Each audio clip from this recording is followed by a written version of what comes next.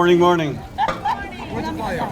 It's certainly a pleasure to be here for this amazing event, the unveiling of the World War II service cloth, which is a combined effort between the Town of Niagara Lions Club and our historian and Pete Ames and a variety of other folks.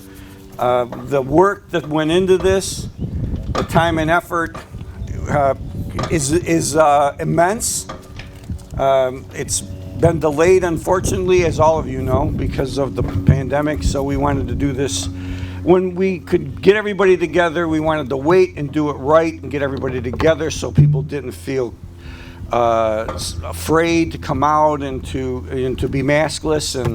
And for those who still feel like they need to, that's great.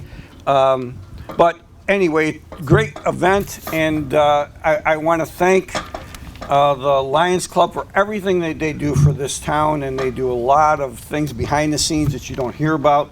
For those who don't know, they've donated a scoreboard to the town that we're erecting on our one ball field. They help out at the cemetery. They work the concert series, which is, by the way, we're going to be bringing it back. We don't know exactly what our parameters will be, but we're moving in that direction. And so they do a lot. Pete Ames, our historian, has been incredible. Pete is you just give him the ball and he runs with it. So it's just been a great adventure, and this whole situation with what's gone on in this park and Veterans Memorial Community Park. And we also have a big, major $4.5 million project that will be starting here in another month, which will be some other things for families to enjoy. So things are moving in the right direction. We're coming out of the darkness, I guess, if you want to say, and moving toward the light. So, and the weather hopefully is going to get better. So at this time, I'm going to introduce to say a few words, your senator. Our senator, who is also a veteran of the Gulf Wars, I believe, Senator Robert Ort. All right.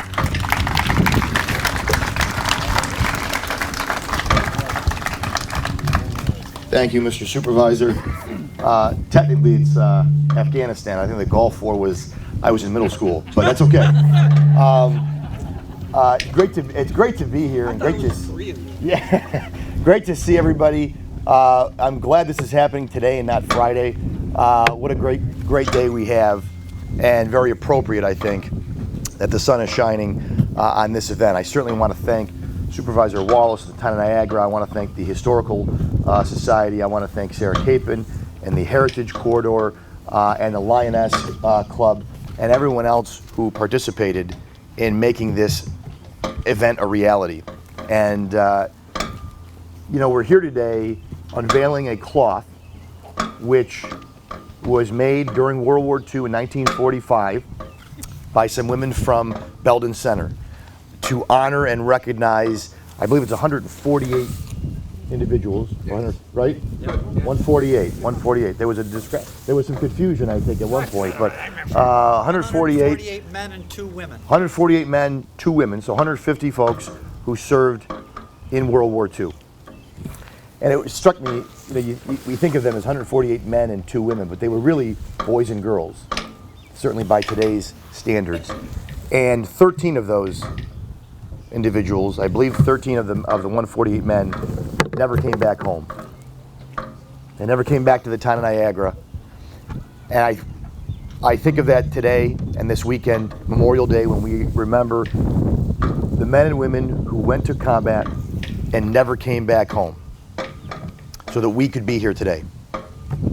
And the last year has been tough. As the supervisor was saying, it's been tough for everybody. It's been scary.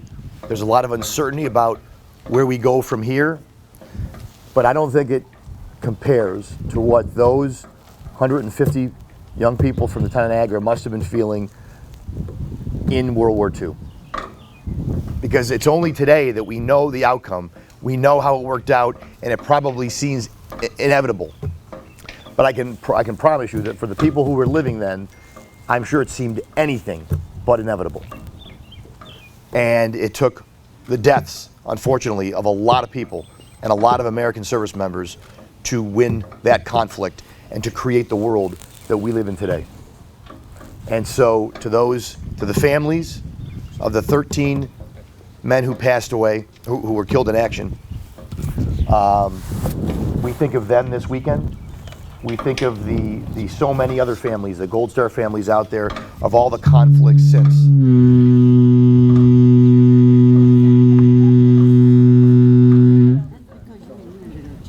That is the sign that I should wrap it up. But I just want to thank everyone who helped make this a reality today. It's great to see all of you. And again, I just ask that you remember this weekend what it's really about. And it's about those that never came back and gave the last full measure for a place that we call America. So thank you very much, and God bless.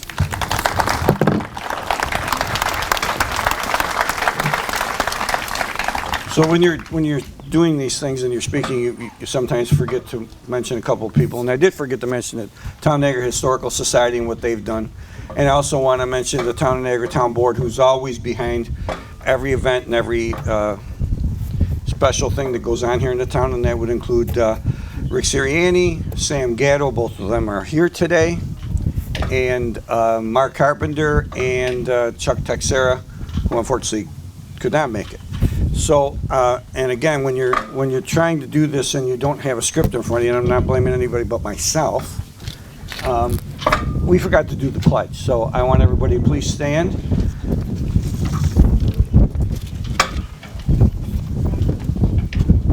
I pledge allegiance to the flag of the United States of America and to the republic for which it stands, one nation, under God, indivisible, with liberty and justice.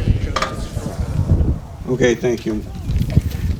So at this time, I'm going to introduce an individual who's only been around a couple days. What have you been around, about 5 or 10 days? Yeah. Judge Texera, who's been here for, how many years were you judge? 40. 40 years as judge. And has been, huh? Town cop, 8 years. Town cop before that. Yeah, he pulled me over a couple times. I remember that. Yes, he remembers it too. Somebody else I remember too. And has always been here for the town. Now he's a vital member of the Town of Niagara Lions Club, and he's going to take care of the rest of the program. Judge John Texera. Thank you, Lee. Thank you, Lee. I think Lee stole a little of my thunder. My first job was to introduce Mark Carpenter's not here. Sam Gatto, Rick Sirianni, I know you're here. And I guess, is that it on our soundboard? If not, I'll just go on to something else. The important thing here today is to give credit to the ladies who worked so hard to get that plot done. Now, I would like to read their names, and anybody in their family here, I talked a little bit before, and I don't think any of these ladies are still with us, but their memories are here. Now, I'm going to start with the Abbey family. May Abbey, or somebody from her, there she is, okay. Annie Lily Bateman. Lillian Prosser. Rosalie Mary Gambino. Ruth Hockadale. Oh my God. There she is, okay. Florence Hauk. Anne Ravulo. Anybody, okay. Rose McMaster. Rose Everett Mitchell. Tella Robillard. Edna Rogers. Grace Romley. Anna Sachowski. And Violet Van Orman. That's the ladies that were, you just saw their handiwork in there.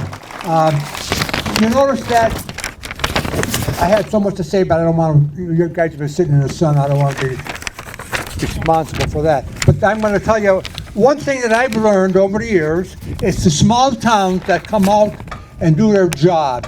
If you travel around the state, I have property in the southern tier, as you go through the small towns like Niagara, you see all the cemeteries and they're full of flags. That means veterans were there. Now, the town of Niagara has Belden Center. We know these ladies were staunch citizens for our country. And it's important that we remember them too, the ladies that were here. So let me see what else I had. Is there anything else, Pete? No. The clock committee, we already did that, didn't we? I just got dragged into this today, and I haven't had a drink. Oh, there's Senator Orr. He's still with me, huh? Just whoever's left here. Okay. How's that? After Rick you got the Sirianni, senator. yeah, just Senator Ord, we talked to him. I knew him well. Frame builder, cloth assembler, Teresa Brosis, she's here. And let's see. That's it. The clock committee, Tom, Nancy Tierney, Sue Abbey, Casey Zigmund, Rich Cosset, and Charles Falbo. Okay. Oh, okay. Okay, I'm sorry. So here we go. Casey Zigmund, right here. We all remember his father, right? He's an old friend of mine. Love the guy. I guess that's all I have to say. Sarah Capon, did you get introduced, Sarah? P.I. Capon, okay. A major donor to this project, director of the NF. What did those initials stand for? Niagara Falls National Heritage Area. Thank you very much. Okay, before I get in any more trouble, I think I better get off the stage. Do you agree? Okay, thank you. Okay, Lee. Pete, it's your turn. Is that all right? Thanks, John. You're a tough act to follow. I think so. Well, I'm going to go back, sit down. Just want to welcome everybody. Thanks for coming. We got a gorgeous day. We lucked out. We've had some questionable weather lately, but everything worked out fine for today. I'd like to introduce Sarah Capon, the Executive Director of the Niagara Falls National Heritage Area, and a major donor to this project. And Sarah's going to say a few words. Sarah?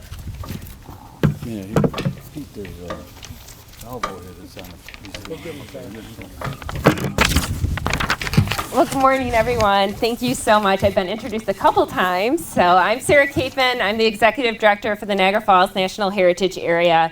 And I'm just really honored to be a part of the ceremony to unveil the Belden Center World War II service cloth. While the work we do at the National Heritage Area is important, it's not nearly as important as the reason we are here today. And I'd just like to begin by sharing gratitude for all those who have served in our nation's military. So if you are one of those members, if you could just wave your hand or stand up so we can give you a round of applause, please. Yeah.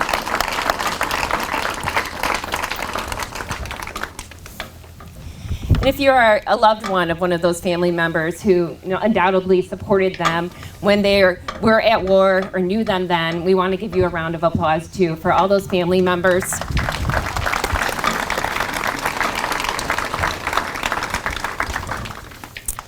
And I know that the judge mentioned the service members earlier, of the women who actually sewed the cloth, and I'm just really grateful again that there are members of the family that are here and that there are members who participated in that here, because this project is certainly important.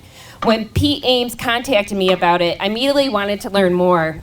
I wanted to learn more about the 148 men and 2 women from Belden Center who served in World War II. It took me immediately back to a memory of my grandmother telling me about her brothers and cousins who served in World War II, the Nyland family. And I can actually go back in time and remember sitting in the kitchen, the house I live in now, and she was telling me these stories of her brothers, my great uncles, and her cousins and their service in World War II, and the loss of her 3 first cousins, all in the span of approximately 6 weeks. And as a young child, you don't often absorb the immense story that's being shared with you. You often are listening, you could be squirming, wondering when the story's over, but that story has stayed in my life forever. And I'm grateful that that story has been passed on. And I wanted to, reflect when I thought about the cloth is on the 13 men whose names were sewn onto the cloth who died in World War II. Who were these men? What did they do before they were called to war? What branch of military did they serve in? Did they go to Europe or did they go to the Pacific? Who did they leave behind? And some of you here know those answers. And for as long as I can remember, I've loved to read. And one of the books that I've read several times and keep close on my bookshelf is The Things They Carried by Tim O'Brien. And the book is about the Vietnam War. Within the book, there's a passage that states, and sometimes remembering will lead to a story, which makes it forever. That's what stories are for. Stories are for joining the past to the future. Stories are for those late hours in the night when you can't remember how you got from where you were to where you are now. Stories are for eternity, when memory is erased, when there is nothing to remember except the story. And that's what we have here today. This World War II service cloth, which is now preserved, tells a story. It tells the story of a community. It tells the story of men and women who responded to the call of crisis by stepping into service. It tells the story of those who returned home to Belden Center, and it holds the sorrow of those who did not. In this hand-stitched cloth, we can understand who we are as people, as a community, and as a nation. We can also understand what we are made of. We can imagine the homesickness and the unspeakable fear for those who served in conflict. We can feel the sense of duty. We can feel the worry and pride of the loved ones who anxiously awaited news at home. In the hands of the 14 women who stitched this cloth, we can feel the love and the prayers that went into each of those names.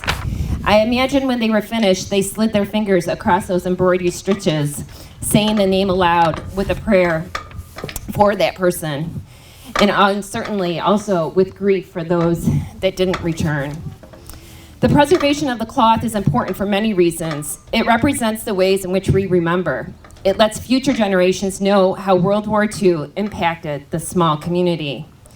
At the same time, the cloth connects to every community, large and small, that makes efforts to remember those who served. And I can't find a better example today of a community has done such a wonderful job as what you have done in the town of Niagara, at the community center, at the hometown hero banners. It's something that you all should be very proud of.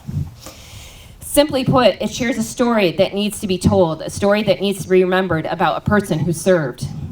When you think about Memorial Day and all the things that can be done to remember those who lost their lives for our nation and those who served, the simplest and most important thing that can be done is to remember their story and say their names. It is perhaps the greatest act of honor we can give. It ensures that we do not forget and that their story is carried forward. While it is often a personal act of intention and remembering, a community action is just as important. It's remembering to place the American flag at the headstones of those who served prior to Memorial Day. It's taking the time to organize Memorial Day ceremonies. For teachers, it's taking the time out of your curriculum to teach what the meaning of Memorial Day is. It's the simple gesture of seeing a person sporting their ball cap, identifying them as a service member, and expressing gratitude for their service. It's the parents today who decided to come and bring their children, when a lot of times those children, it's not as easy, right, to get them up and say, we're gonna go here today, instead of to the playground. So those are the intentional acts that you're doing to remember. For veterans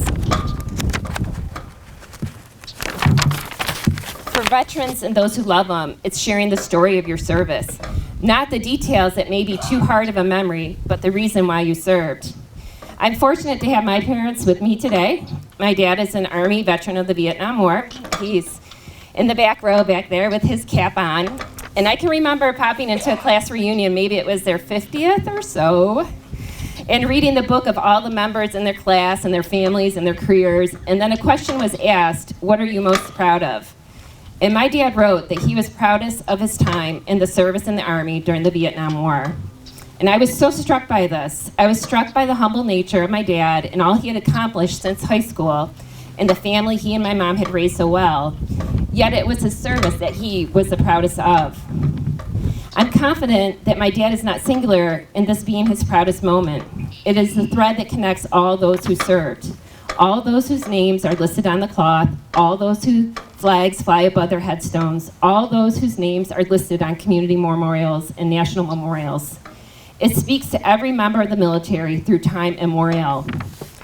Thank you to Pete Ames for taking on this important project, to the Lions Club, to the Town of Niagara Historical Society, for all the work that you've done in preserving. And for those here today, please take moments to remember, to speak the names of those in your own families and communities you served, to tell their stories, but most importantly, to express gratitude. Thank you.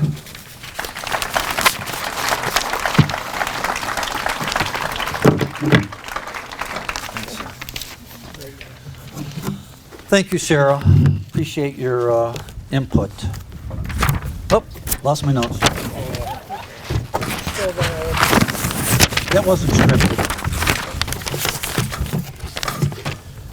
75 years ago, 14 women from the Unity Club in Belden Center wanted to find a way to honor the men and women who attended Nevada Avenue School and served in World War II. You can read about their efforts in the reproduced Niagara Falls Gazette articles on the wall to the right of the cloth once that's unveiled. They put the names of those veterans on the cloth along with their branch of service. As Senator Ort mentioned, there's 148 men and 2 women on the cloth. In August of 2019, I got a call from Rich Van Orman from Las Vegas. Grew up in Belden Center. He had family on the cloth, and his mother Violet was one of the 14 women who made it. He'd heard about it over the years, but had never seen it, and wanted to know why it wasn't on display. I contacted Barb Narodowski and Joanne Shemek from the Town of Niagara Historical Society, who had it stored in an archival box at the old schoolhouse on Lockport in Tuscarora. I got together with them and we took the cloth out to take pictures, and we formed a committee of 6 of us and started collecting donations to get it framed. I was lucky enough to find Art Garabedian, a woodshop teacher and Korean War veteran, who donated his time, effort, and wood to make the frame. My girl Teresa did the sewing and pinning. Sarah Capon got the ball rolling, and thanks to her and all the other donors, we were able to buy the necessary archival materials, and that is how this came to be 2 years later. To the right of the framed cloth, there's a related piece of this project that is a somber reminder of the tragedy of war and why we celebrate Memorial Day. Out of those 150 veterans on the service cloth, 13 did not return. The women of the Unity Club gathered donations once again to purchase a brass plaque that lists those 13 casualties of war. It was produced in 1946 by the Gall Memorial Company in Buffalo, and they're still in business today. Gabriel Dunn of Undone Services did the restoration of the plaque. Before you go inside to see the cloth and plaque, I just want to thank everyone involved in this project. You know who you are, but for the sake of brevity, I'll make a point of thanking each of you personally.